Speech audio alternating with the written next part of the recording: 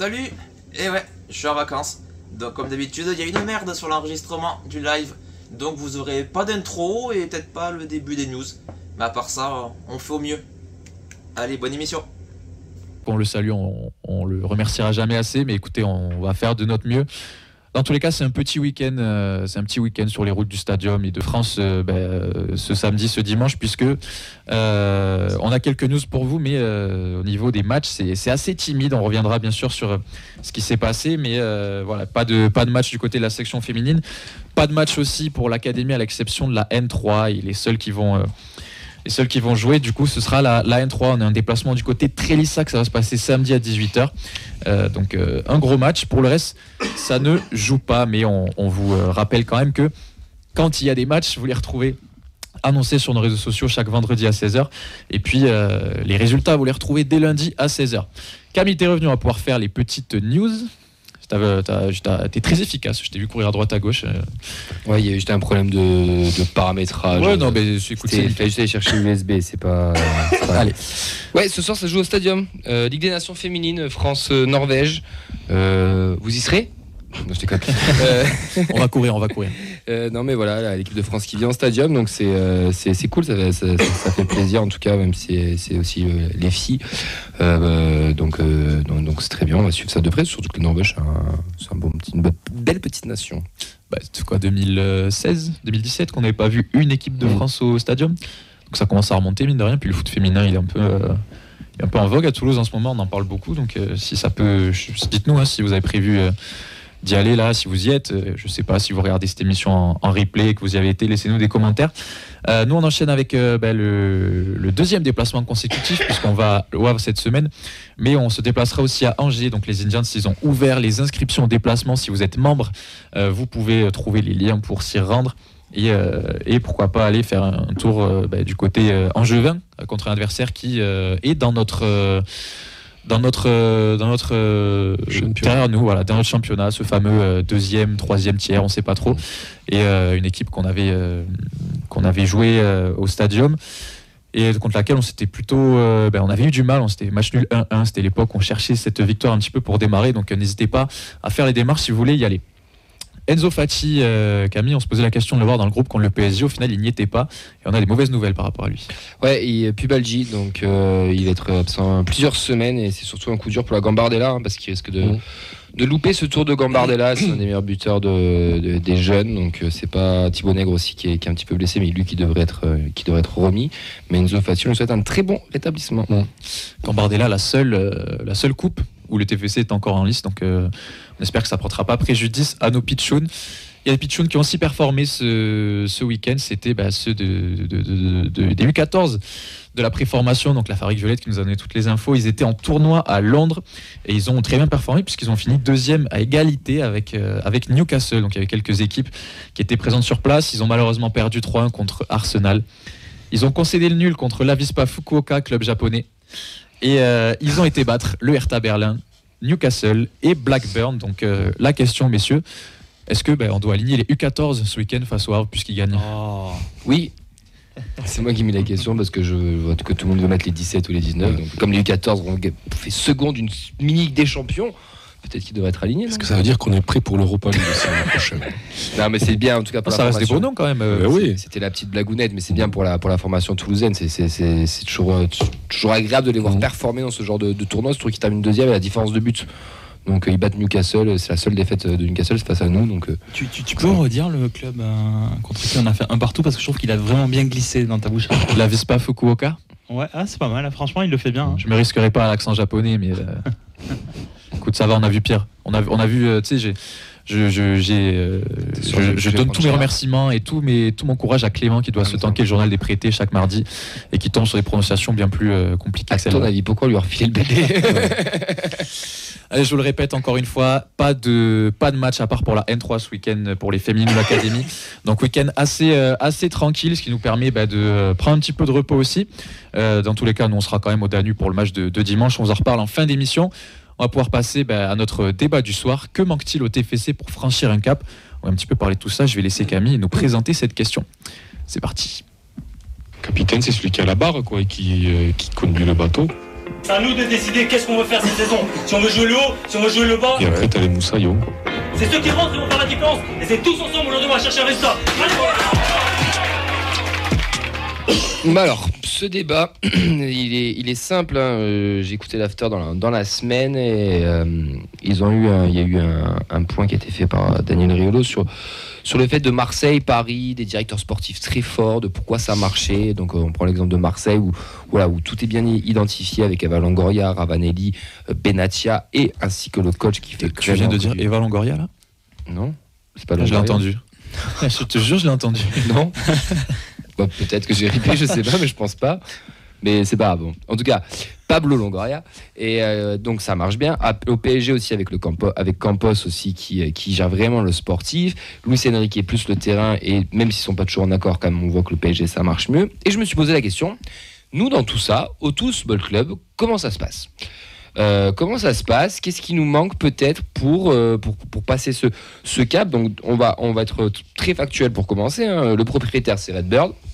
Le directeur général c'est Damien Comolli, donc président délégué, vous pouvez l'appeler aussi. Après on a directeur commercial, responsable com, etc. Et le coach Carles. Mais entre tout ça, on n'a pas de directeur sportif. Quand on en a parlé en off, nous sur le groupe, tout le monde m'a répondu, le directeur sportif, c'est la data, c'est les algorithmes, c'est l'informatique. Oui, ça, c'est pas forcément ce que je vais dire. Bien sûr que la data est très importante. Mais je me suis posé la question, est-ce que chez nous, il ne nous manquerait pas un directeur sportif fort, quand je dis fort, qui gère tout le sportif, et pas que ce soit Damien Comolli, parce que Damien Comolli il le fait pourtant bien pour le moment, mais il a quand même des multiples casquettes dans ce club, il est partout. Carles qu'on trouve sur le terrain bon, mais qu'on a l'impression qu'en termes de management c'est un peu plus compliqué. Donc voilà, est-ce que chez nous l'avènement d'un directeur sportif fort qui prend, comme on le dit, la tête donc du sportif et qui gère que ça, serait peut-être pas forcément une mauvaise idée à avoir. Voilà, c'était ma réflexion de la semaine. J'aimerais savoir ce que vous en pensez. Tu veux que je te dise ? Non. Du coup, allez. Oui, vas-y. En fait, moi j'ai toujours été un petit peu de cet avis-là, du fait que la séparation des responsabilités et des pouvoirs, entre guillemets, c'est toujours mieux.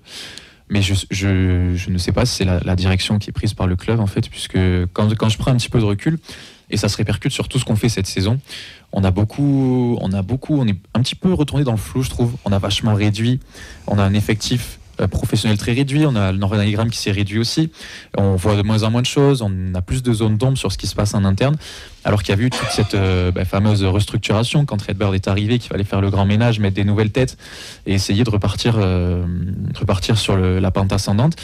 Et là, en fait, j'ai du mal à voir comment ça pourrait changer, parce que Damien Comolli, s'il y a une chose qu'on ne peut pas lui reprocher, c'est que il s'investit à fond. Peut-être que Toulouse, voilà, c'est pas. Peut-être que dans sa carrière après, il ira plus haut, plus loin et ailleurs. Mais quand il est arrivé dans ce club, il a dit qu'il avait des projets, qu'il avait envie de faire des choses. Et je pense que il dort pas beaucoup, Damien Comolli, en vrai de vrai. Il fait beaucoup de choses, il s'intéresse à tout, il va voir tous les gens autour du club, etc. Il est très investi et je le remercie pour ça, pour ce qu'il a fait. Mais c'est vrai que des fois, j'ai l'impression qu'il essaie un peu d'être partout à la fois, et je me dis qu'on y perd peut-être un peu au change. Et moi, j'ai vraiment cette impression globale, générale, sans être en interne, que on a réduit tout ce dont on pouvait se passer, en fait. Et que c'est la direction qu'on a envie d'être suivi. C'est pour ça qu'on a un effectif de 15-16 joueurs. Il y a des blessés, ça se passe mal. C'est pour ça que dans le staff, on a vu aussi des départs, qu'on en a vu dans l'organigramme, on a perdu des noms qu'on connaissait bien. Et ça se répercute dans ce qu'on voit du club. Moi, j'ai l'impression que depuis quelques mois, là, je suis un peu plus distant de mon club, un peu moins présent dans la vie de mon club au quotidien. Mais peut-être que c'est juste un ressenti personnel. Et parce qu'il y a aussi moins de communication. C'est aussi la suite. C'est Fred, tu voulais savoir comment communiquer, si le club devait tout communiquer. C'est pour ça qu'on a eu cette idée de débat. Mais ça communique moins, on en sait moins, et du coup, on ne sait pas trop où on va non plus. Et pourtant, chaque bride de phrase qu'on peut avoir ou quoi, on essaie de les analyser, de comprendre, d'interpréter, etc. Mais on est quand même sevré. Oui, on est sevré d'informations. Alors sur le directeur sportif, je crois qu'il y a quelques mois, Damien Comolli avait évoqué le fait d'en trouver un, mais il y a personne qui arrive.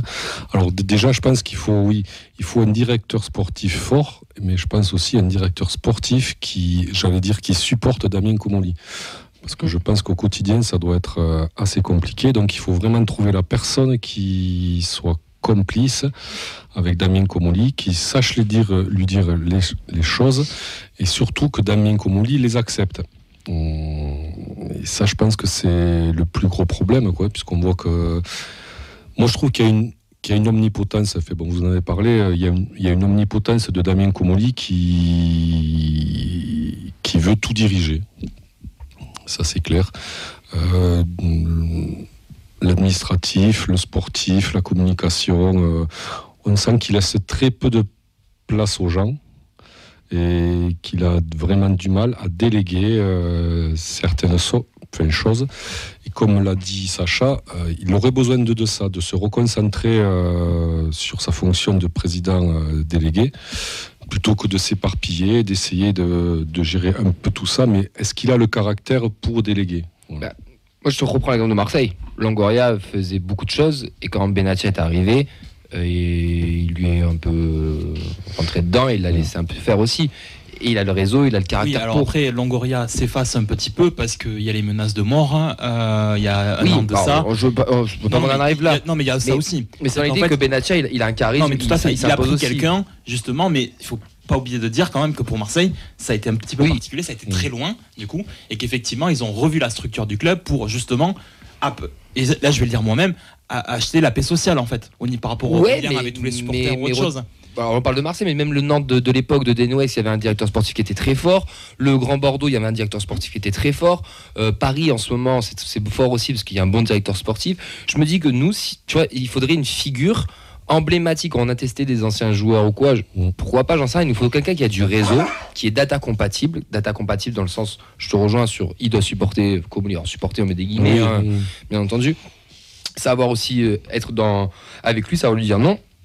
Mais je pense qu'il nous faudrait quelqu'un qui puisse faire ça, et que Carles et que le terrain aussi à gérer, parce que mine de rien, il doit aussi gérer certaines choses lui, parce qu'il est un peu comme un manager, on va dire, un peu à l'anglaise.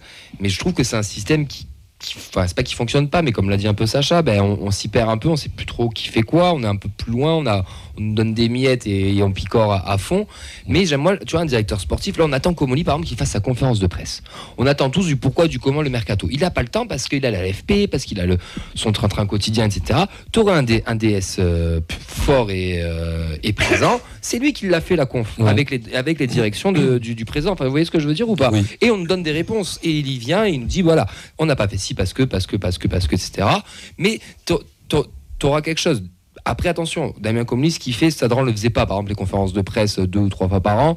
Sadran, à l'époque, il y en avait une en fin de saison. Il y a encore, je crois, en fin de saison. Il y en avait une au mois d'août pour les nouveaux maillots. On était les derniers clubs de Ligue 1 à les dévoiler. Comolli, quand même, communique. Enfin, il essaie quand même, il convoque quand même la presse plusieurs fois. Mais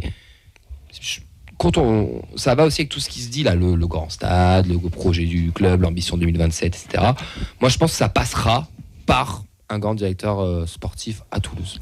Après, tu vois, moi je te dis que je suis d'accord avec toi, mais dans le discours de Damien Comolli, là tu as cité plein d'exemples, et lui justement il te cite ce truc de ne pas faire comme les autres et de travailler différemment parce qu'on a moins de moyens et qu'il faut arriver à penser intelligemment avec moins de moyens. Il a aussi dit qu'il en cherchait un. Et oui, il a aussi dit, mais en fait, à force qu'il soit partout, j'ai l'impression de ne plus le voir nulle part en fait. De ma position de supporter, en réalité, je le vois en gros plan dans les tribunes quand DAZN fait un zoom quand on prend un but, et je le vois sur la pub du nouveau maillot, tu vois. Mais à part ça, c'est vrai que je me pose des questions. Mais encore une fois, si je me mets à sa place et que je vois ce qu'il nous donne, la manière dont il réfléchit, la manière dont il agit, je suis d'accord avec Fred dans la mesure où je ne sais pas s'il a vraiment l'envie de prendre quelqu'un qui va lui tenir tête et qui va s'immiscer dans tout ce qu'on fait, qui est censé être dicté par un algorithme qui dit c'est bien ou c'est pas bien, et qu'on suit en fonction de ça, tu vois. Le débat il est hyper intéressant parce que justement on est dans une période où c'est un petit peu compliqué en ce moment, où les résultats ne suivent pas, et c'est vrai que de l'autre côté, tu le disais très bien Fred, on nous donne des bribes en fait d'informations ou autre chose. Tous les grands clubs, parce que si je reprends la question initiale, pour franchir un cap, tous les grands clubs ont un directeur sportif. on peut tous les citer. Et on a même des directeurs sportifs qui sont des personnalités. Je vais pas forcément l'exemple. Je vais prendre 2 exemples. Un nom très connu en France, c'est Florian Maurice. Je vais citer que lui, d'accord. Qu'on aime ou qu'on n'aime pas, qu'il fasse les choses bien ou pas, il est là il est installé depuis très longtemps. Et à l'étranger, dont le nom vous parlera, c'est Monkey, d'accord. Et ces gens-là, en fait, sont justement des perles. Mais ça, c'est ça le problème, en fait, c'est que nommer quelqu'un, c'est bien. Mais qui ? C'est-à-dire qu'en fait, moi, je serais plutôt du parti d'avoir effectivement ce lien entre le coach et le président, le directeur sportif, parce que c'est son rôle. Quand il faut sortir du bois, c'est lui qui doit le faire. Je suis désolé, mais c'est pas à Comolli d'aller pleurer contre l'arbitrage. Parce qu'en fait, comme il est tout seul, le fait d'être suspendu ou autre chose met en fait l'institution un petit peu en difficulté. D'accord ? Et ce que fait très bien Benatia, pour reprendre l'exemple de l'Olympique de Marseille, quand ça va pas, c'est lui qui va au feu maintenant. Et tant pis, le punchy ball, c'est lui. Alors après, moi, c'est pas le fait de s'entendre avec Comolli, c'est que aujourd'hui, Redbird, quand ils sont arrivés, ils ont fait table rase du passé. Tout ce qui avait été fait avant, d'accord, petit à petit, est parti, d'accord. Et aujourd'hui, souvent, les grands clubs demandent à des grands noms de clubs. Bayern, Barcelone, Milan, tous ces clubs-là, c'est des institutions qui sont à ces postes-là, qui restent pas forcément. C'est pas des gens qui restent installés peut-être 4-5 ans. Mais du coup, qui on met à Toulouse ? Parce qu'en fait, Redbird, le passé, dans l'absolu du taf, ils s'en fichent. En fait, ils s'en fichent. Ils arrivent en fait avec leur projet, d'accord ? Ils mettent des personnes très compétentes à la tête de tous les pôles. Et ça, j'y crois vraiment. Des pôles stratégiques, moi je dirais. Oui, mais pas tous les pôles. Mais je pense qu'à mon avis, les pôles qui sont fournis aujourd'hui, je pense que ce sont les bonnes personnes. Oui. Il n'y a pas de problème là-dessus. Et en fait, la question du qui est-ce qu'on va mettre, qui serait une illustre personne toulousaine, parce que le directeur sportif, il faut aussi que ça parle en fait aux supporters. Enfin, moi, c'est mon avis. C'est-à-dire que moi, j'aimerais avoir une légende du club revenir au TFC. Mais alors, tu sais que j'y réfléchis en préparant le débat. Et bien moi je suis arrivé à aucun nom. Ben voilà, exactement. Avec du réseau et avec des compétences qui nous permettraient de...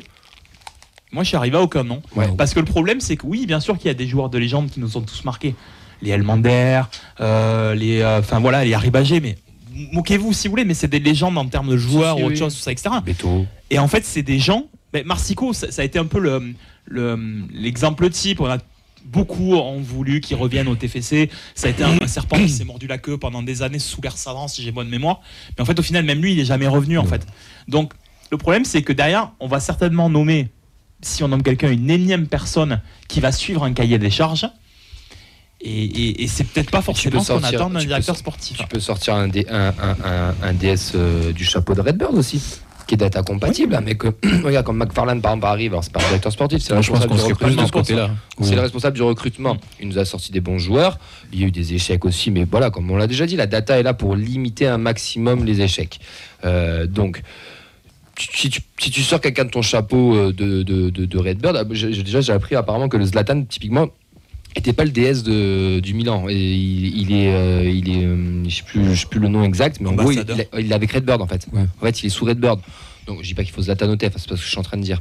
Mais c'est dans le sens où il faut aller chercher quelqu'un. Moi, je pense, même pour nous, supporters, ça serait plus...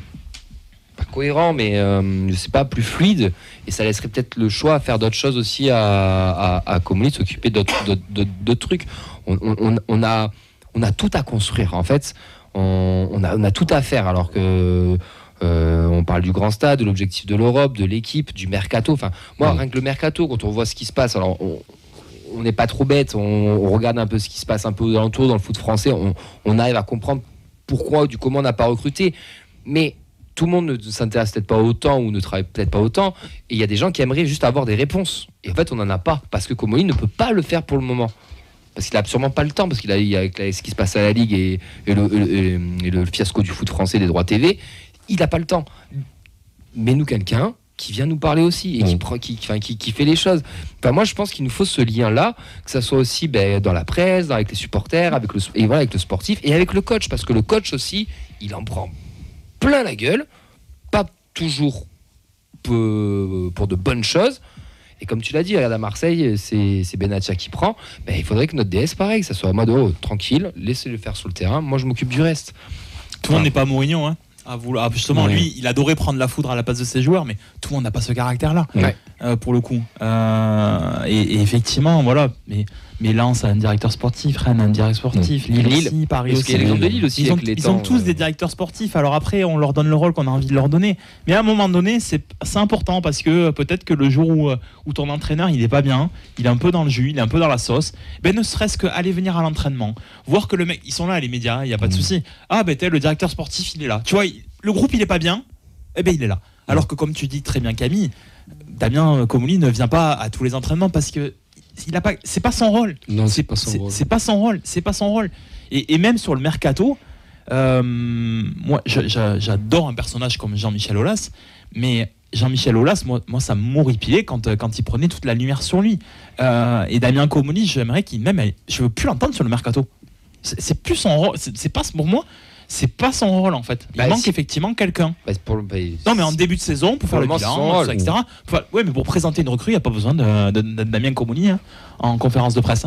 Les présidents en général sont souvent présents, non? Donc ça dépend, ça dépend. Si tu as un bon directeur sportif qui manie le verbe, il n'y a pas de raison d'avoir le président. Hein. De toute façon, le DS, c'est, comme son nom l'indique, c'est toute la partie sportive. Donc, c'est à lui de prendre, la foudre quand il faut la prendre au niveau sportif. Et c'est certainement pas au président. Le président, il est là pour te parler. Bon, il va te parler, par exemple, de 2027, les chances de 2027. Quel est le plan d'action général, le plan d'action global que le club. Les fonds, les droits, TV. Quelle direction veut prendre le club à moyen et à long terme. Il te parle de choses comme ça. Les négos sur le grand stade. Voilà. Mais il ne doit pas te parler. Respective goal, non, il ne doit pas le faire. Voilà. Ouais, mais ça, c'est son truc. Mais oui, d'accord. Il ne doit pas te parler. On cherche un avant-centre, on cherche un 10. Son coach aussi en faisant ça. Il représente. Il incarne sa démarche de. C'est mon projet, c'est ma bataille, j'y crois. C'est l'allégorie de ce truc-là. Je pense qu'il veut aussi. Le président, en fait, il doit être au-dessus de la mêlée, j'ai envie de dire. Numéro 9, quoi. Il nous en manque un aussi. Et le directeur sportif, c'est un peu, c'est le Premier ministre, quoi. Donc c'est lui qui prend toute la merde et qui la gère, quoi. On peut le changer tous les 3 mois, du coup. Alors après, pour revenir sur la légende du club, ça aussi, ça c'est compliqué parce que comme vous dites, il faut trouver la bonne personne. Les compétences surtout. Et voilà. Et c'est pas parce que tu as été bon en tant que joueur que tu seras bon en tant que directeur sportif. Ça a été un peu compliqué, quoi. Voilà. Par exemple à Lyon. Ouais, pourtant. C'est un poste aussi qui demande de l'expérience, du réseau, oui bien sûr. Du réseau surtout. Ouais. Et il faut être sur le flanc à longueur de temps. Mais Redbird n'ira pas chercher quelqu'un qui a fait la légende du TFC parce que moi je reste persuadé qu'ils s'en fichent en fait. Pour eux c'est une nouvelle écriture du club. Et elle est réussie, quoi qu'on en dise. Sachant que c'est une personne qui coûte cher. Je veux dire, j'allais presque dire que ça te coûte aussi cher qu'un joueur. Mais les bons directeurs sportifs, ça se négocie, quoi. Les mecs qui viennent pas, tu payes pas l'entraîneur des gardiens là. Hein. Voilà, donc il ne faut pas tomber dans l'emploi fictif non plus. Voilà. C'est-à-dire que s'il est là et que il faut que ce soit fait jusqu'au bout. Pas grand-chose. Non, s'il est là et que Comolli prend toutes ses fonctions, ça ne sert pas à grand-chose. Mais après, il nous en faut un parce que si on veut passer ce cap, il faut être équipé des bonnes personnes au bon endroit. Enfin, voilà. Il y a Comolli, il ne va pas passer 10 ans à parler du mercato, à parler de savoir s'il faut un neuf ou un latéral ou un défenseur central. Il ne va pas passer 10 ans aussi à te parler des droits TV. Voilà, il faut que chacun ait ses compétences, chacun son cadre, chacun sa spécialité et roule, quoi. Mais c'est assez compliqué, quoi, quand même. Débat intéressant, mais j'ai l'impression qu'on a presque autant de questions que de réponses quand on parle. Elliot, est-ce que tu as des réactions, toi, sur les réseaux? Alors, j'en ai pas tellement, j'en ai deux qui sont assez humoristiques. Donc, on a Olivier Languille qui nous dit que la data trouve pas, tout simplement, directeur sportif. Et Guy qui nous dit qu'il faut un tricheur qui connaît le règlement. Voilà. Après, il faut que le candidat accepte aussi. Hein, parce que c'est bien beau de chercher, mais il faut que la personne veuille venir aussi, quoi. Ouais. Alors, est-ce que les candidats veulent venir dans ce contexte-là Moi, je pense que tu cherches un emploi, tu es directeur sportif. Le projet TFC ne peut être que intéressant. je vais me sortir un peu du côté supporter TFC. On parle d'un club qui vient d'être racheté il y a moins de 5 ans, qui a fait une remontée avec des records historiques en Ligue 2, qui a un système d'achat de joueurs très, très spécifique avec soi-disant les meilleurs algorithmes du monde, avec quelque chose de bien particulier, de bien précis. Tu as gagné une Coupe de France, tu as joué l'Europe, tu es ambitieux, tu veux agrandir ton stade, tu as retrouvé de la ferveur, tu fais tout pour avoir une commune de plus en plus grande. Enfin, le projet sur le papier TFC, il est intéressant. Et je te rajoute tout ça, l'extra sportif. Toulouse, qui est quand même une belle ville, mine de rien, où tu peux habiter, dans le sud de la France. Enfin, il y a tout ce contexte-là qu'il ne faut pas oublier non plus. Moi, je suis désolé, je cherche un boulot, j'ai envie. Alors après, c'est sûr que ce ne sera peut-être pas les mêmes méthodes que les gens ont pu voir ailleurs, mais le projet, il est attrayant quand même. Enfin, ça, c'est aussi avantageux. À Toulouse, c'est ce qu'on te promet. En plus de projet, on te promet un endroit où on essaye de travailler différemment de ce qui se fait ailleurs. Donc c'est des compétences, c'est des trucs que tu vas maîtriser en plus. Forcément, ça peut mal se passer, mais dans l'idée, il y a un peu ce côté... c'est pas avant-gardiste, mais ce truc qu'on essaie de mettre en valeur la différence en fait dans tout ce qu'on fait. On y arrive ou on n'y arrive pas, mais c'est ce qui est prévu. Donc c'est pour ça que je pense que vraiment, au-delà parce qu'on n'en a pas parlé aussi, mais au-delà des ressources financières qu'il faut dans tout ce qu'on a envie de faire en fait, et qui je pense pose problème à tous les étages en fait, si on veut vraiment passer le cap là, je pense que c'est la raison numéro 1 en réalité. Mais il y a ce truc là au-delà de la légende du TEF qui je pense n'intéresse pas Redbird, de trouver la personne, et c'est pour ça je pense que c'est dur de trouver la personne qui arrivera à s'insérer dans le moule de ce truc de on va pas faire les mêmes erreurs que les autres, on va essayer de faire notre propre manière, ou de faire un truc qu'on ne voit pas ailleurs, pour cultiver un peu ce truc de la différence au TFC. Et des fois la différence ça passe par des tableaux PowerPoint où on compare les XG, mais des fois ça passe par des choses que j'avais jamais vues dans aucun autre club et qui se sont avérées payantes. Donc c'est des questions en suspens. Et alors il y a aussi autre chose, c'est que un directeur sportif qui a du réseau, etc., donc il y a un peu de bouteille, il travaille souvent avec des agents. Il a 2-3 agents bien spécifiques. Et nous, on sait qu'avec la data, on essaie justement d'éviter de bosser avec les agents. Donc peut-être que ça aussi, c'est un des motifs parce que on a du mal à trouver le bon candidat. Après, c'est vrai qu'on peut quand même se mettre... à la place de ce qui s'est passé, que ce soit cet hiver ou cet été. Bon, cet hiver, il n'y a pas eu de mercato. Mais s'il y a un directeur sportif au TFC, je ne suis pas sûr qu'on aille chercher Zeitz de Fenerbahçe sur la dernière journée, parce que... Et qu'on respecte vraiment l'organigramme et qu'il a les fonctions qu'il doit avoir, sans Comolli qui a les yeux braqués dans son dos et qui gère tout de loin. C'est aussi à ça que ça sert en réalité. Moi, il y a 2 choses qui m'ont marqué quand même depuis que Redbird est là au niveau sportif, et ça m'a vraiment marqué. C'est l'éviction au bout d'un an de Patrice Garande, qui avait quand même fait le taf, on va dire, et l'éviction de Philippe Montagnier. Donc, est-ce que... C'est-à-dire de la manière ou parce qu'ils sont partis ? La manière et le peu de temps... tu pouvais pas leur reprocher au niveau des résultats d'avoir mal travaillé. Et tu les gardes pas. Alors, est-ce que c'est parce que vraiment tu obliges les gens à travailler dans un certain cadre assez rigide ? Il y a quand même de ça, je pense. Donc, moi, je pense que ça peut freiner des envies, quoi, quand même. Et donc, qui les a virés, entre guillemets, à chaque fois ? C'est Damien Comolli, quoi. Oui, mais parce que tu l'as dit, mais quand t'es à Toulouse... Je peux apporter une nuance. Vas-y. Montagnier, je suis pas sûr qu'il soit viré.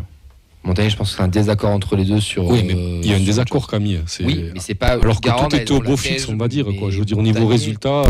Ouais, mais parce que peut-être que ça collait pas dans les projets. Dans le projet comolien. Et ouais, mais sportivement, ça marchait. Et tu te prives de quelqu'un qui, sportivement, t'a apporté quelque chose. Enfin, bon, on en parle assez ici. Voilà, ça jouait bien, il y a eu un titre... Tu vois ce que je veux dire ? Oui, bien sûr. Et moi, ça m'a moi, c'est quelque chose qui me surprend. Sur la gestion du club, on peut pas reprocher grand-chose. Effectivement, tu sens quand même une sérénité dans le club. Tu vas pas te dire que tu es en difficulté financière. Oui, il y a de la confiance de manière générale. Quand même qu'il y a quand même ça. Mais par contre, et justement, j'allais en venir là, c'est que le problème, c'est justement Damien Comolli. C'est qu'en fait, on va pas le cacher, il y a beaucoup de présidents de clubs de Ligue 1 qui ne l'apprécient pas, Comolli. Il n'est pas apprécié. Il n'est pas apprécié parce que, en fait, son caractère que nous on voit occasionnellement et qu'on aperçoit, il a un petit peu tout le temps. Après, il est passé par des grands clubs. Il est passé par des grands clubs, Damien Comolli. Il n'est pas resté très longtemps. Non. D'accord. Là, il a l'opportunité de se montrer. Donc en fait, il va le faire avec ses méthodes à lui. D'accord. Surtout qu'en plus, je rappelle une nouvelle fois qu'il n'est pas salarié du club, qu'il est prestataire du coup de Redbird, et qu'à partir de ce moment-là, en fait, il peut pas dicter. Comment dire? Il peut pas en fait. Il a pas les mains totalement libres, quoi. Alors, c'est qu'en fait, lui, il suit le cahier des charges de Redbird. Ouais. Le Redbird, je vais simplifier les choses. C'est on fait du bénéfice tous les ans, on développe le merchandising, on améliore l'équipe, tout ça, etc. Donc lui, il remplit ces lignes-là. Donc est-ce qu'il y a quelqu'un qui pourrait rentrer dans ce petit jeu-là avec lui? Moi, j'aurais tendance à penser que non. C'est-à-dire que c'est quelque chose qui finalement n'aura pas lieu. Alors, je peux me tromper parce que je pense que ça serait bien. Ceux qui suivent peut-être plus facilement le TFC au quotidien diront si Damien Comolli il vient souvent aux entraînements voir l'équipe, tout ça, etc. Mais moi je me mets à la place de Carles. J'aurais peut-être, si c'est pas le cas, j'aurais l'impression d'être un peu seul en fait. Ça fait toujours du bien. Vous êtes aussi dans des petits clubs et c'est la même chose. Quand vous avez un de vos dirigeants qui vient voir l'équipe, tout ça, etc., ça vous fait plaisir. Vous sentez que vous n'êtes pas tout seul. Vous sentez que vous êtes accompagné, que vous êtes épaulé. Et ça, effectivement, aujourd'hui, Carles Nouvel, il a peut-être pas en fait. C'est-à-dire qu'en fait, il a toujours la lettre de mission qui lui remonte à la gueule. C'est-à-dire, là, t'as pas fait ça. Là, les X goals, ils sont comme ça, etc. Et en fait, je vais pointer du doigt une dernière petite chose, c'est qu'en fait, quand là on attend la parole de Comolli, depuis quelque temps, on a un Carles Nouvel Martinez qui, en conférence de presse, il s'amuse à mettre des petites piques quand même. Oui, des sublis, ouais. Ouais, il s'amuse un petit peu. Alors, est-ce qu'il s'amuse? Je pense qu'il passe des messages. Est-ce que c'est de la lassitude de sa part? Et auquel cas, si c'est le cas, je vous le dis de suite, il partira cet été. Il a été prolongé quand même en début d'année. Mais il partit. Mais t'as envie peut-être de continuer si les conditions ne te plaisent pas? Non, je suis d'accord. T'as envie de continuer c'est peut-être compliqué. Mais là, pour le coup, on se posera vraiment des vraies questions. Si on a 3 entraîneurs de la Redbird qui s'en vont et qui, parce qu'on sent une espèce de forme de ras-le-bol ou qu'il y a eu des désaccords ou quoi, et que c'est le même schéma qui se répète 2-3 fois, on pourra se poser des vraies questions. C'est-à-dire que c'est une lessiveuse, si c'est le cas. Oui. C'est-à-dire qu'on te prend, on te presse jusqu'à la dernière goutte et merci, au revoir, quoi. Après, on a déjà quelques échos qui arrivent sur le mode de fonctionnement. Tu sais, les joueurs restent pas longtemps non plus. Hein. Ouais, j'allais dire, derrière le rideau, on commence à voir un peu comment ça fonctionne, quoi. Et par rapport à ce que dit Rémi, tu vois, sur Stan DS qui est présent, c'est lui qui s'occupe de tout ça aussi. Et il faut qu'il marche main dans la main. Moi, dans l'idée de ce débat, et après sur les quelques minutes qui nous restent, j'aimerais qu'on parle aussi du stade, c'est voilà, qu'on ait des... Comolli est une tête très forte, une tête pensante très forte, très importante. Et comme il l'a très bien dit Sacha dans son introduction, on le remercie pour tout. C'est pas de la critique, là on est sur de la critique constructive. Moi je pense qu'il mettre quelqu'un à côté de lui, qu'on ait un trio de tête comme on avait Olivier Jobert et Comolli qui marchait main dans la main à une Jobert faisait pas la même chose. Non, mais ce mec-là, on le voyait quand même. C'est Pierre-Nicolas Moreau apparemment.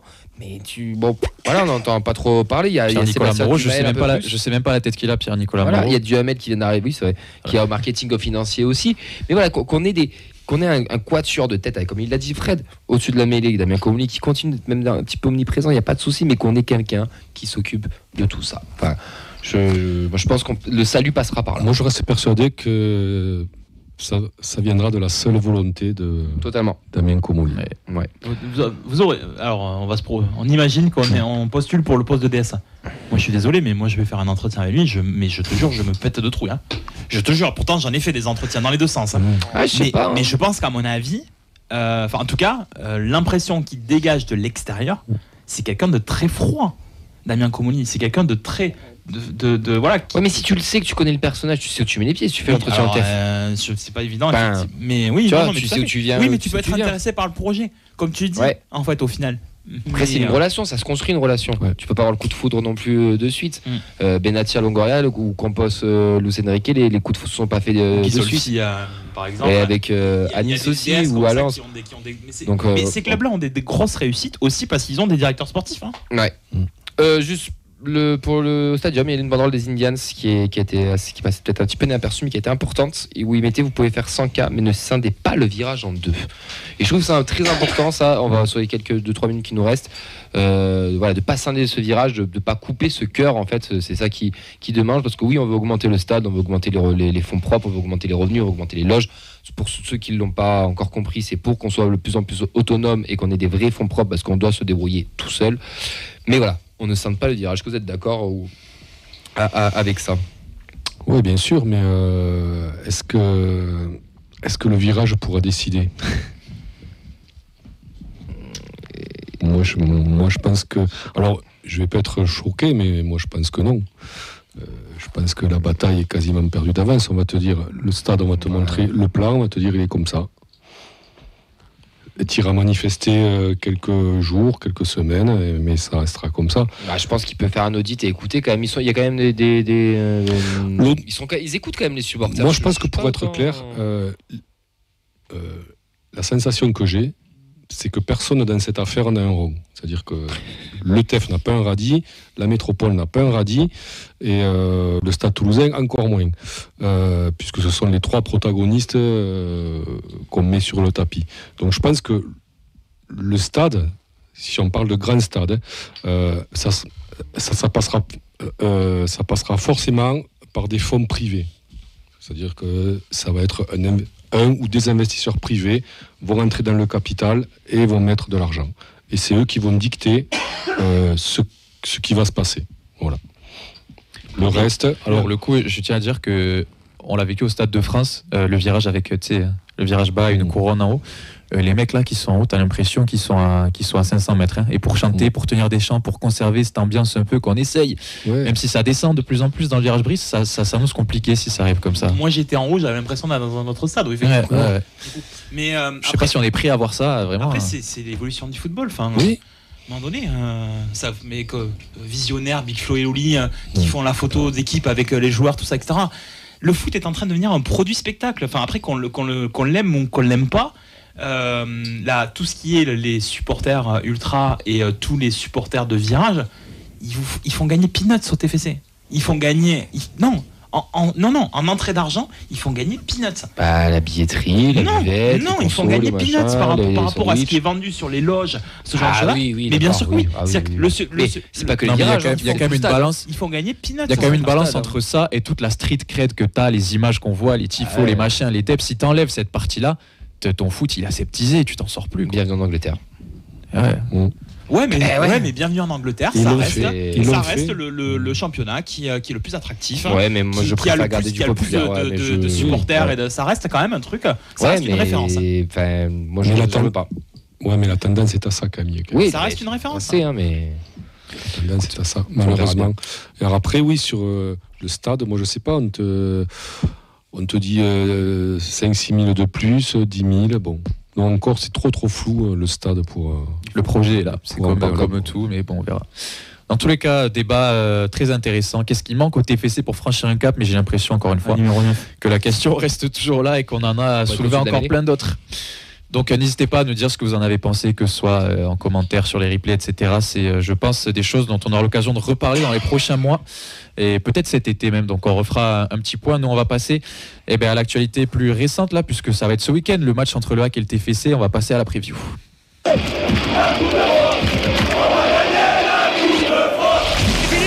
terminé. Le Toulouse remporte la Coupe de France 2023. On la regagnera. Nostalgie. Allez, le TFC qui se déplace au stade Océano Havre juste avant. Allez, TFC. Ouais, non, j'étais à fond là, tu vois, les jingles, juste avant de faire la preview, on vous rappelle que nous on sera présent au bar Le Danu comme tous les matchs à l'extérieur. Ce dimanche, il y aura le match de rugby de l'équipe de France en plus. Il y a un double dispositif qui va se mettre en place, mon cher Camille. Donc on vous invite à venir en nombreux avec nous pour passer un bon moment et se régaler ce week-end. Toulouse qui se déplace au Havre donc du coup pour nous parler de ce match et de cette équipe. On reçoit Corentin du média Akmen. Est-ce qu'il est avec nous? Ouais, salut, bonsoir à tous. Bonsoir, comment ça va? Ça va un peu mieux depuis quelques semaines. on veut bien te croire. Comme d'habitude, merci d'être avec nous dans l'émission. Est-ce que tu peux te présenter en quelques mots pour nos auditeurs et présenter aussi ton média, Acmen? Oui, moi c'est Corentin, je suis du coup membre de Acmen. On est un média associatif qui est composé que de bénévoles. On fait des infos, des analyses, des interviews à propos de notre club, que ce soit la section masculine et la section féminine, que le TEF a joué il n'y a pas longtemps d'ailleurs. Et on fait ça sur les réseaux et le site acmen.fr. Je t'avoue que c'est pas un très bon souvenir la Coupe de France féminine, mais bon, on va passer outre. Justement, pour ce qui est du Havre, il y a une saison qui est quand même assez compliquée, c'est relégable, mais pas tant de retard finalement que ça sur le barragiste, sur le premier non relégable. Déjà, est-ce que toi, cet été-là, quand on était au mois d'août, début de Ligue 1, tu t'attendais à une saison aussi galère que ça? Oui, clairement, on a des moyens qui sont absolument désastreux pour la Ligue 1 avec le problème de CVC où on a reçu presque aucun argent et qu'on doit rembourser quand même. Donc on n'avait pas de moyens, on savait qu'on devait vendre pour à peu près 15-20 millions d'euros alors qu'on a un effectif assez faible, donc ce qui disait qu'il faut encore s'affaiblir encore plus. Donc, on n'allait pas avoir le niveau de la Ligue 1 et ça s'est vu dans la première partie de saison. On a été catastrophique dans le jeu, dans les résultats, dans l'état d'esprit en plus. Donc le match à Marseille début janvier, c'est exactement le résumé de la première partie de saison. On prend 5-1, on ne joue pas, on ne tente rien. Mais depuis le mercato d'hiver, on a quand même l'apport des recrues qui a amené un nouvel état d'esprit. Donc on a un peu plus d'espoir. Justement, sur ce mercato d'hiver, nous de notre côté, il ne s'est rien passé. Mais est-ce que tu peux nous parler un petit peu des mouvements qu'il y a eu dans ton équipe? Ouais, on a du coup, comme je le disais, on devait vendre. S'il n'y avait pas le choix pour la DNCG, on devait vendre pour environ 10 millions d'euros. Donc Christopher Operi est parti en Turquie, Targalin au Feyenoord, Sabi au Canada et Ngoura, un petit jeune en attaque qui est parti en Belgique. Donc on a à peu près couvert les 10 millions d'euros et on ne pouvait pas recruter de manière payante depuis la DNCG. Donc on a pris 2 prêts, Mwanga et Diawara, Mwanga de Strasbourg et Diawara de Lyon. On a un nouvel attaquant, Ahmed Hassan, qui vient du Portugal, qui a joué à Braga notamment, et surtout celui qui est le plus connu, je pense que vous connaissez, c'est Fodé Ballo-Touré, arrière gauche qui vient du Milan AC. C'est un nom quand même. À Monaco à l'époque. Ouais. Monaco du côté de Milan aussi, je crois. Oui, Milan, qui arrive du Milan, mais t'es à Monaco à l'époque. Ouais. De ce fait-là, tu nous parles de ces recrues. Est-ce que ça a un petit peu inversé cette dynamique? On sait qu'elle est compliquée, mais il y a quand même cette série de matchs sans victoire à domicile, si je dis pas de bêtises. Est-ce que tu penses que dimanche, ça peut être l'occasion pour le Havre de repartir un petit peu sur une dynamique plus positive? Oui, à domicile, c'est plus compliqué. On ne sait pas trop pourquoi. Le coach n'a pas non plus de raison, mais il a dit clairement là, en conférence de presse cet après-midi que l'objectif, c'était de gagner pour une fois face à Toulouse, que le public attendait une victoire et qu'il avait raison de l'attendre. Donc je pense que les joueurs sont prêts. Dans le jeu, c'est bien meilleur, donc on a un peu d'espoir pour dimanche. Ouais.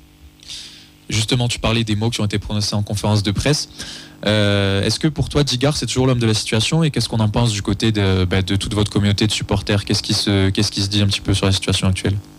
Alors l'opinion majoritaire que je ne partage pas depuis le début de saison, c'est qu'il était totalement décrié, soit disant qu'il n'avait pas le niveau, etc.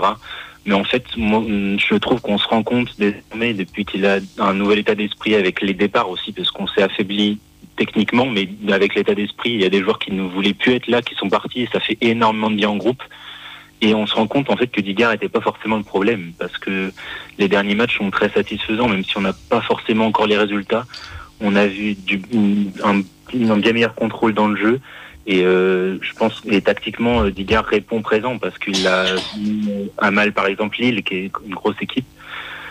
Donc, les gens commencent à voir que Digard n'était pas le problème. Ils voient le nouveau visage de l'équipe et ils comprennent que c'était peut-être l'effectif et certains joueurs le problème dans le groupe. Pour revenir sur le match de ce week-end, est-ce que déjà il y a des suspendus ou des blessés, ou est-ce qu'on va affronter une équipe du Havre qui est au complet? Alors, il y a l'absence du capitaine Aruna Sanganté qui est touché au psoas. Daler Kouziev est toujours blessé. Ça fait très longtemps qu'il est blessé, on ne le revoit plus beaucoup. Mais on a surtout beaucoup de retours. Loris et Casimir qui sont très importants dans le 11. Loris en défense et Casimir ailier droit. Et on a aussi le retour de blessures d'Abdoulaye Touré et de Balo Touré justement. Mais ça risque d'être assez juste pour être dans le 11. Mais surtout, les gros retours, c'est Loris et Casimir. Ok, ben on surveillera ça justement. Si tu devais nous décrire, tu nous as parlé d'un petit regain de forme. Qu'est-ce qui marche bien et qu'est-ce qui marche moins bien dans le jeu du côté havrais? Alors le gros point fort de l'équipe, je trouve que c'est le milieu de terrain désormais, avec nos deux recrues justement, Diawara qui est un milieu très technique qui est prêté par l'Olympique Lyonnais, et Junior Mwanga qui est en 6, prêté par Strasbourg. Ils ont clairement changé le visage de l'équipe à eux deux. Et sont associés avec Yacine Keshta, qui est un Bézo de la KV qui a été formé au club et qui ne jouait plus beaucoup en première partie de saison, mais désormais dans le schéma A3, ça marche beaucoup mieux. Et le milieu de terrain, c'est notre point fort. On a aussi une attaque qui est un peu plus efficace, notamment avec Ahmed Hassan, justement, qui vient de Rio Ave et qui marquait notamment le but à Lille. Ok, bah ça fait des choses et des joueurs à surveiller. Justement, du côté inverse, toi, est-ce que toi ou je sais pas l'équipe de Hackman, vous suivez un petit peu notre saison à nous au TFC est-ce que tu as un avis sur notre équipe, sur ce qui se passe du côté du Toulouse cette saison? Alors je suis un peu mais pour moi le Toulouse c'est l'équipe du ventre mou par excellence cette saison. Comme vous le disiez, c'est compliqué de passer un cap pour un club comme Toulouse. Pour moi le TFC a déjà assuré son maintien depuis la première partie de saison. Mais le problème, c'est que votre dynamique actuellement, ça vous empêche de croire à mieux, en fait, et que la fin de saison va être assez longue parce que vous pouvez pas faire mieux que le milieu de tableau, à mon avis. J'ai cru comprendre que les blessures vous avaient handicapé. Mais c'est un peu compliqué pour des supporters de rester en ventre mou, mais je préférerais être à votre place qu'à la nôtre. Ouais, t'as tout à fait raison. Au niveau des blessures en ce moment, c'est assez compliqué. Pour te dire, il y a Guillaume Rest qui sera pas là dimanche. Devrait voir le retour peut-être de Yann Bo. Mais pas King, je pense. Un de nos meilleurs joueurs offensifs, mais après c'est vrai qu'on a quelques absents qui sont titulaires. Juste avant de passer au pronostic, est-ce que pour toi le match de dimanche il est vraiment important? Parce que j'ai regardé votre calendrier, vous allez encore recevoir Saint-Etienne, il y a un match contre Nantes, vous allez à Montpellier aussi, on parle des fameux matchs à 6 points pour le maintien. En fait on s'en sort si on bat les adversaires directs. Est-ce que c'est ces rencontres-là que tu as ciblées ou pour toi ça passe par une grosse victoire dès ce dimanche pour relancer les ambitions du Havre? Ah oui, clairement Toulouse c'est le premier match de notre série de matchs un peu plus abordable là, et c'est un tournant dans la lutte pour le maintien. Je pense que si on gagne face à Toulouse, ça va redonner confiance au groupe et qu'on sera un peu lancé dans ce maintien. C'est pas parce que je suis supporter, mais j'ai l'impression que dans le bas de tableau on est l'équipe qui est la plus en forme, avec Montpellier et Saint-Étienne qui sont en train de sombrer. Et du coup, si on pouvait vraiment avoir enfin des résultats qui reflètent notre renouveau dans le jeu, ce serait pas mal. Bah écoute, avec tout le respect qui est dû, j'espère que tu te trompes et que ça attendra quelques jours de plus. Mais en tout cas, on vous souhaite le meilleur pour cette deuxième partie de saison. On va finir avec les pronostics. On terminera par toi, Corentin. J'ai demandé à toute l'équipe de me donner leur ressenti pour le match de dimanche. Fred, tu vois quel score? Allez, la bataille du milieu, puisqu'il en a parlé, je vais voir, allez, 2-1 pour nous. Camille? Et moi j'ai mis 1-0 sur ce qui va sortir demain, mais Corentin il m'a fait peur. Et je connais mon club avec le SC Relance, donc on va dire 1-1. Je garde le 1-0, mais j'ai envie de dire 1-1 quoi, après ce que vient de dire Corentin. Faut faire un choix. 1-1. Allez, Elliot?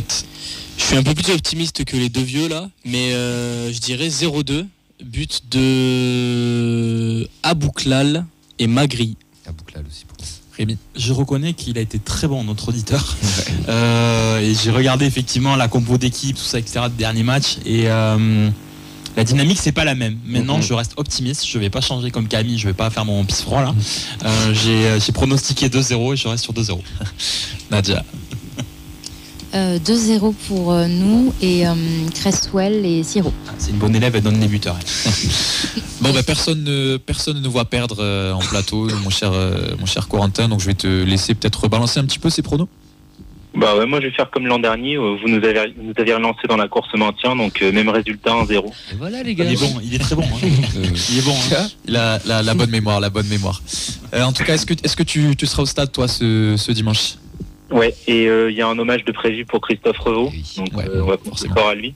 Et il y a aussi Alex Bonnet qui va faire le coup d'envoi, donc ça va être un un moment de partage entre les supporters du HAC et de Toulouse. C'est super. Bah écoute, on va te souhaiter un bon match vu que tu seras présent sur place. Et puis merci encore une fois d'être venu dans notre émission. Et puis on vous souhaite à toi et à tous les supporters du Havre une bonne deuxième partie de saison et un maintien à l'arrivée, on espère. Même chose pour vous. Pas de problème, bonne soirée. Allez, merci, bonne soirée. Salut. Et on se donne rendez-vous du coup au Danu dimanche à partir de 15h. Nous on sera, enfin 16h pour le rugby. Ensuite 17h15 on commentera le match. Venez nombreuses. N'oubliez pas vos écharpes. Il y aura des boissons à gagner, le sécanto comme d'habitude et le quiz de la mi-temps. Et en parlant de quiz, on va enchaîner sur un quiz pour finir cette émission. Et maintenant c'est le quiz de la feuille de match. C'est que c'est un de mes jingles préférés. Je suis triste de pas l'entendre si souvent que ça. Ouais. Fait par Gaëtan, ancien président de GMT en plus. C'est sa vraie voix, la guitare. Bon, bref. Nadia, tu choisis où tu te mets avec Rémi et Elliot ou avec Fred et Sacha. Je savais pas que je jouais. Maintenant tu le sais. Tu le dis. Ok. Fredo. Allez, Fred, Sacha, Nadia contre Rémi et Elliot. Combien vous êtes capable de me citer de joueurs qui sont passés entre le Havre et Toulouse? Nadia, t'aurais dû venir avec nous. Combien? On commence par. Commence, il faut aussi dire plus ou moins en gros quoi. Ah ouais. Rémi, tu peux en citer combien? Un. Faut en citer plus, non? Ouais, je monte à 3. Tu peux faire mieux? Les enchères 3. Ouais. C'est horrible. Je te donnerai des indices. Allez, 4 et si tu me donnes des indices. Tu peux faire mieux? J'ai envie de jouer, mais attends. Il y a Fred aussi. Hein. Ouais. 5 c'est? Ouais. Avec des indices? Ouais. Ouais, on le tente. Allez. 5. Nadia, tu on fait laisses 5. l'enchère, Rémi, ou pas? Ou tu veux tenter le tout pour le tout? Ouais, vas-y, 6. Il est chaud là, vas-y. 7 pas. Ça se fait en vrai. 7, ça se fait. 7, ça se fait. Ouais, ben alors on le fait. Eh bien, on va leur laisser les faire. Allez, je vous écoute, c'est parti. Il t'a eu là, il est rentré dans ta Je tête. vous écoute. C'est pas grave. On est d'accord que s'ils perdent, on a gagné. Oui, vous avez un point. Ouais, très bien, parfait. C'était le plan. Allez. Il y en a évident. Revaux. Oui. Il a parlé d'Alexandre Bonnet. Oui. Ouais. J'ai Zachary Boucher. Oui. Est-ce que. Il y a encore un gardien. Un gardien? Bon, vas-y, enchaîne, c'est pas grave. Ouais, Blondel. Oui, super. Bien joué. 4. Est-ce que Yago a joué au Havre? Oui, 5. Ouais. Il y en a 2 qui faisaient partie des 3 qui faisaient partie des pitchouns. Après, il y en a des vieux de. C'est de que ton les époque. joueurs ou on peut aussi dire des entraîneurs? Ah, j'ai fait que les joueurs. T'en as 5 là? qui me vient à l'idée là. T'es bien à 5. Il faut en trouver 2. Attends. Ouais, j'ai un Pitchoun. meilleur. Ouais, un pitchoun, son père était très célèbre. Ah, mais Giresse. justement, j'ai Oui, Giresse. Thibaut Giresse. Et il en manque un, il a joué à lui, il a été champion avec Montpellier, il est formé chez nous. Il y en a un qu'on a reçu aussi avec Stade Toulousain. Ah oui, TFC. champion avec Montpellier. Ouais. Bédimo. Ouais, Bédimo, ça fait 7. Et on Ça avait fait du Diaz, 7. on avait du Moreau, on avait du Père Diaz aussi. Aubameyang, on avait du Valoris Sec et on avait Antoine Deveau aussi. Et Fortes, Deveau. Steven Fortes. Ouais, Steven Fortes, je l'ai oublié pour des raisons évidentes, mais les autres. Ouais. Alors, moi, j'ai un entraîneur. Vas-y. Thierry Venard. Oh, joli. Et Alain Casanova aussi. Balancer, merci. Casanova Merci aussi, Olivier. en effet, ouais. Alain Merci, Casanova. Ouais, c'est vrai. merci Casanova. Olivier, je reconnais. Alain En Casanova. quelle année Christophe Roveau, de la rapidité, en quelle année Christophe Roveau revient en club? Vas-y, rapidité. 2000. C'est bon, c'est l'idée. 2000. Un partout. Avec ACDF, Ouais, en ouais, fait, c'est un partout. ACDF, là, Combien de matchs il a joué au HAC et Toulouse confondus? Et c'est des enchères. Si vous dépassez, Confondus. vous perdez. Si vous êtes en dessous, Que ça que passe. le Havre et Comme au Toulouse. juste prix. Pas Paris, Que Havre et Toulouse. 300. 300, c'est votre dernier mot? toute Je fais confiance Ligue à 1, Fred. Ligue 2, Nationale, on s'en fout. Oui, le Havre et Toulouse. Même je dirais 300. Ouais, 300. 300, ton dernier mot? Faut pas dépasser. Non, faut pas dépasser. C'est comme le juste prix. Ok. 299. C'était 435. C'est la victoire. Ça fait 2-1. J'ai voulu te niquer, Fred, mais. Non. T'as 2 minutes. J'ai 2 minutes. Du coup, Ça suffit pour, quel pardon. était le dernier TFC, Havre TFC au Stade Océane? C'est l'année dernière. Non. Ils sont... C'est Ah oui, quoi, l'année la- dernière, au Mais Havre non, et en la Ligue 2. féminine Coupe de France. C'est- 2-2. Allez, salut, merci. Ah, mais Eh tu ouais, parles, mais ah les oui, tu gars. parles à féminin. Vous le connaissez pas, ce fourbe le encore, là dernier match Havre TFC, non. c'était la Coupe Et de si, France. si j'avais été des U14, il vous aurait eu quand même. hein. Parce que tout à l'heure, il a parlé de Christopher Opéry qui est parti. Je me Oui. rappelle de sa Il est fourbe, demi-volée là. Camille, on le sait. hein. Aïe, aïe, aïe. Ouais. Bon allez, rapidité parce qu'il y a Ouais. il y a 2-2 les gars. C'était qui la buteuse? Merci, Elliot, au fait, de ta présence. hein. Avec plaisir. C'était qui la buteuse? Solane de la tête. Ouais, 3-2. Bien, Sacha. Allez, il va rester une Le minute. quiz de la feuille de match est terminé. Oh yeah. Et comme quoi, pour gagner les quiz, il faut suivre aussi les féminines, mon cher Rémi. En tout cas, je vous remercie à tous, Nadia, Fred, Camille, Elliot et Rémi d'avoir assuré pour cette émission. Même quand on a eu des galères, je remercie Corentin de Hackman qui était avec nous pour la preview. Et puis, je vous donne rendez-vous dimanche, un gros dimanche. Dimanche, c'est le rugby. Il y aura Fred au commentaire. On commente le rugby dimanche. Avec Vincent. Vous avez envie de voir ça. Nathan et moi, si je dis pas de conneries, il y aura du Clem, du Nathan, du Sacha aussi sur le foot. On fera un duplex comme on avait fait pour TFC PSG, Argentine-France. Donc dans le bar, on sera là pour faire vivre les deux. La première mi-temps sera exclusivement rugby parce que c'est l'heure. Hein. Et après on fera le petit duplex. Donc voilà, n'hésitez pas à nous rejoindre et à vous abonner aussi sur YouTube, à commenter. Et si vous voulez venir à l'émission, n'hésitez pas à nous envoyer le formulaire. Tout ça. On se donne rendez-vous dimanche ou sinon mardi prochain dans l'émission. Bonne soirée tout le monde. Ciao. Ciao.